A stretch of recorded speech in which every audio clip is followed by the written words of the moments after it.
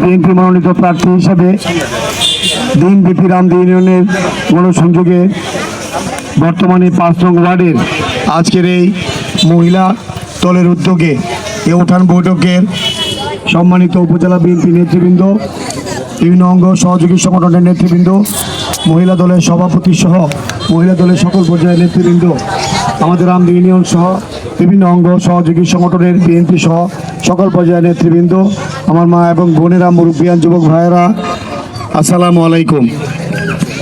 আমি আসলে আজান পড়ে গেছে, নামাজের সময়।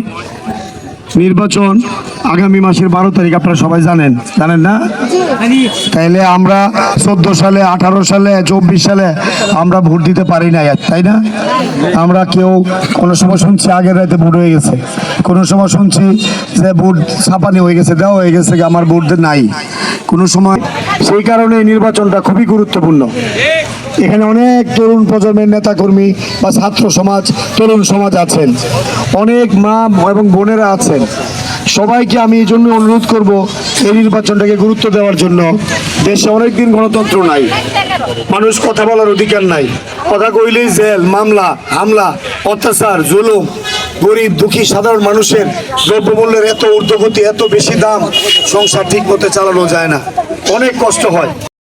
ফেরি করে বিভিন্নভাবে ছোটখাটো দোকানদারি ব্যবসা, ওই মুরগের ফার্ম, এটা সেটা, কোনোখানেই আমরা খুব সুখে শান্তিতে থাকতে পারি নাই।